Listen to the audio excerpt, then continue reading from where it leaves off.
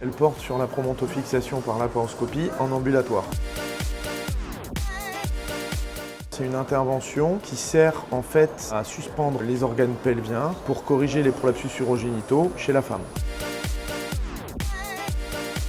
Aux États-Unis, actuellement, 80% des actes sont réalisés en ambulatoire contre 30% en France. Les enjeux actuels de santé publique en France sont bien sûr de développer l'ambulatoire, de promouvoir la réhabilitation améliorée après chirurgie, afin bien sûr de diminuer le coût pour la sécurité sociale, tout en améliorant la qualité et la sécurité des soins. Actuellement, cette intervention est réalisée en hospitalisation complète avec une durée de séjour d'environ 2 jours.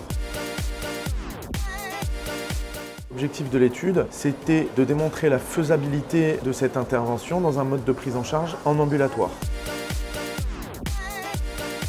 Au total, nous avons inclus 27 patientes avec un âge moyen de 58 ans. Le score ASA médian était de 2. 89% des patientes ont eu 2 prothèses, 37% ont une hystérectomie subtotale associée et 85% ont bénéficié d'une assistance robotique.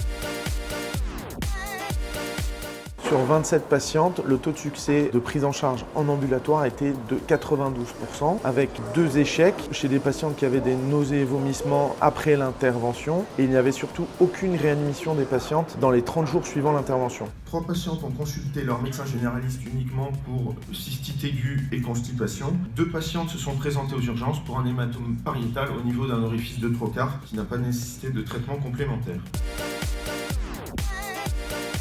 Réaliser une étude de plus grande envergure au niveau national avec plusieurs centres qui vont participer. Et cette étude démarrera en janvier 2019 afin de démontrer bien sûr la faisabilité de cette technique.